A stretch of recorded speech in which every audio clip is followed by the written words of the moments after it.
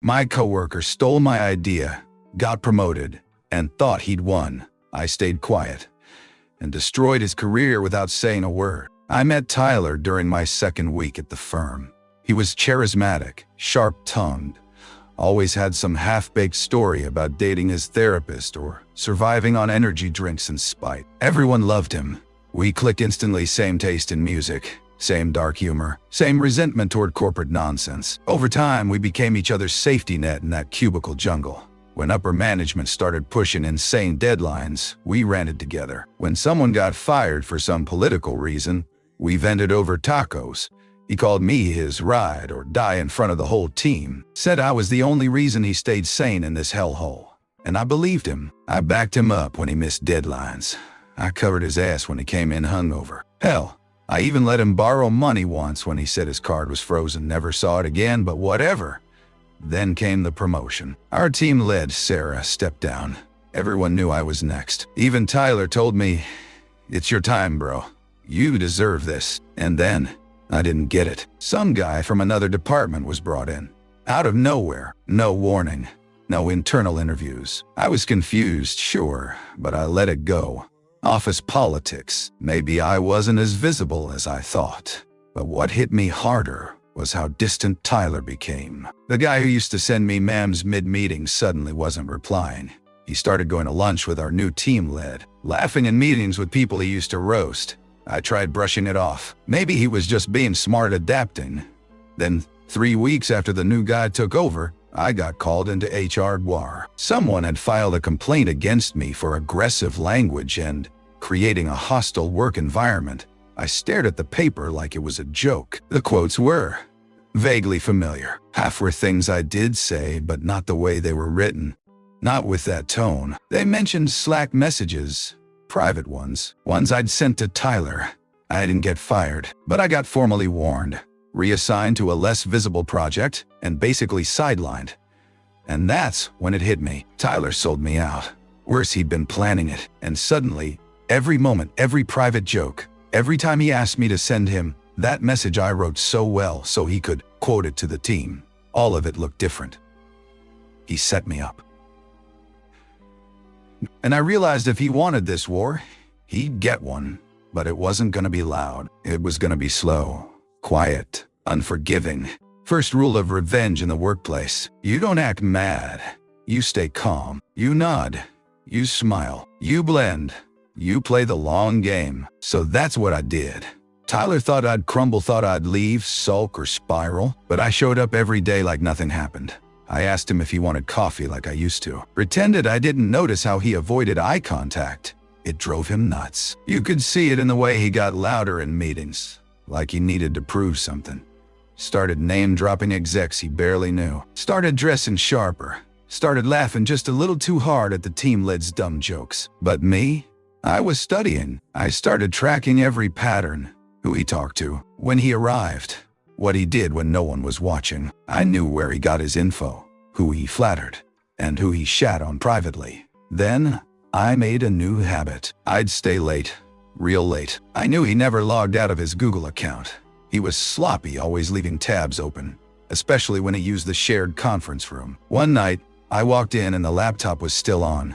His Slack was open. I didn't even have to touch anything. Just glanced. He'd been trashing multiple team members in private DMs, calling one girl a diversity hire, mocking our manager's stutter, and worst of all, calling one of the senior VIPs a dinosaur with a weak bladder. I didn't screenshot anything. Not yet, because I had a better idea. I started collecting patterns. He had a side hustle, some freelance consulting thing he kept mentioning, bragging about all the extra money. I dug deeper. Turns out, he was using company time to do it, and not just time company data. He'd exported a few proprietary templates and sent them to clients using his personal Gmail. Sloppy, dumb bitch, arrogant. I didn't report it, not immediately.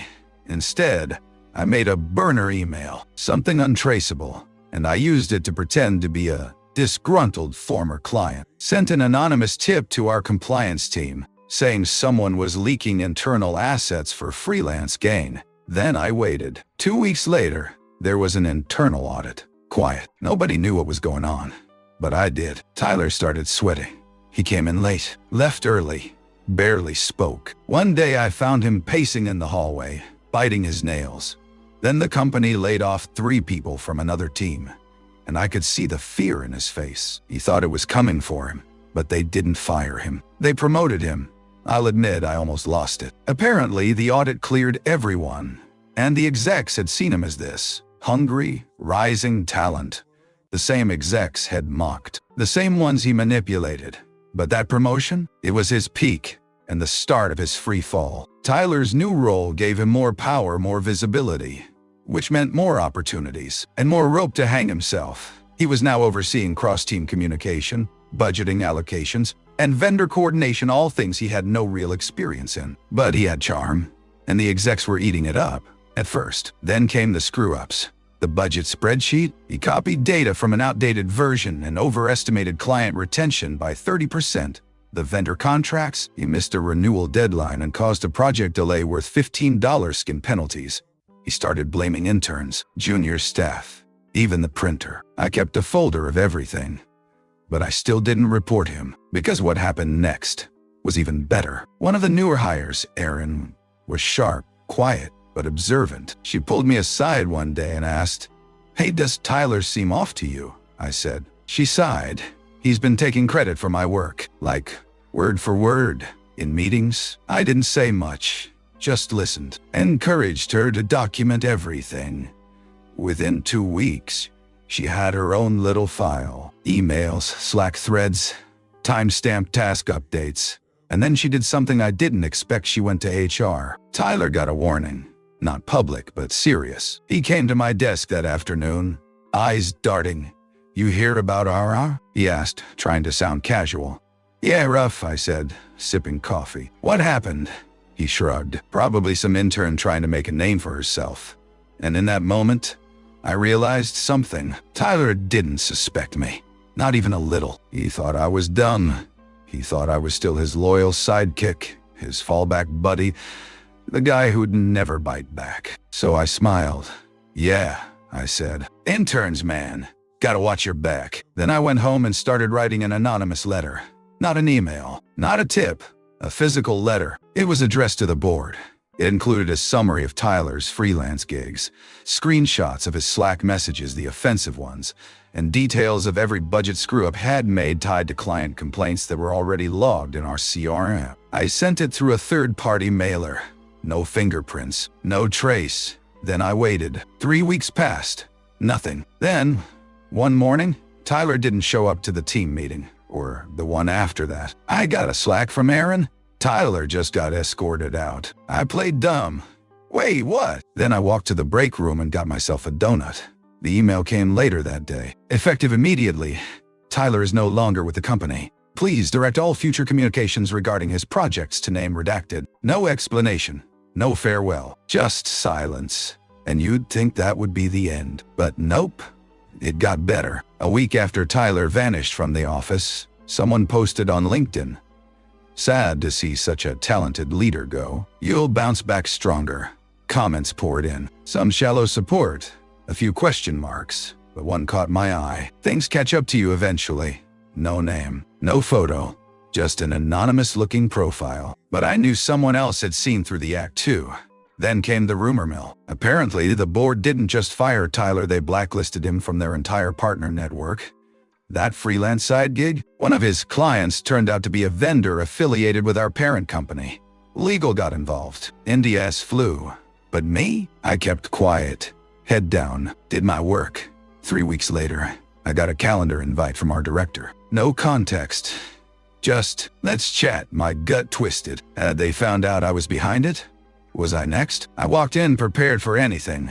Instead, she smiled. "Just wanted to thank you," she said.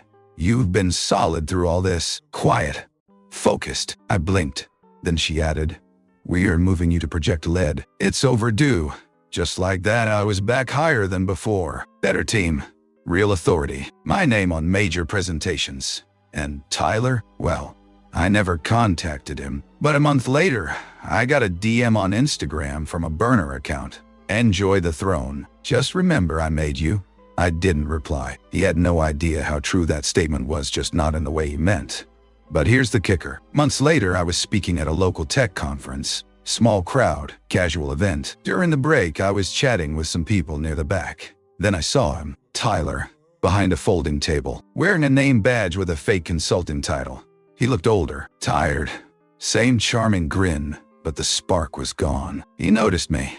For a split second, our eyes locked. Then I turned away mid-sentence and never looked back. Let him live in the shadow he tried to bury me in. You'd think that would be the real ending. Tyler ruined, me redeemed, some poetic justice, all neatly wrapped. But life doesn't do neat. A few months after the conference, I started getting strange emails. Spam at first, nonsense pitches, weird job offers, fake meeting links. Then someone created a fake Glassdoor review under my name, claiming I emotionally abused junior staff. HR flagged it, but I already knew who it was. Tyler couldn't let go. He was obsessed not just with me, but with what I represented. A mirror showing him who he pretended to be. I saved everything. The burner DMs, the emails, even the review before Glassdoor removed it. I created a backup folder and quietly handed it to legal under the guise of digital impersonation concern. They thanked me and looped in the cyber team. I never saw the full fallout, but rumor was someone got visited by law enforcement for harassment and identity fraud. That was the last time Tyler ever touched my life. What shocked me, though, was what came later. 6 months into my new role, I was asked to mentor some interns. One of them, Joey, reminded me a lot of me when I started. Smart, kind of awkward, deeply cynical about corporate culture. One day during lunch, he looked at me and said, "So, how'd you make it to lead without selling your soul?" I smiled. And for a moment, I thought about telling him everything. But I didn't. Because sometimes the best revenge is moving forward without them, without bitterness, but never without memory. I know people will ask if I regret it, if I went too far, if maybe I should have just let it go. Here's my answer. I didn't get him fired. He got himself fired. All I did was stop protecting him. And if you're reading this and someone like Tyler is sinking their claws into your life, remember this. You don't need to scream. You don't need to beg. You just need to wait and watch and be ready when the moment comes, because it always does. Subscribe for more videos.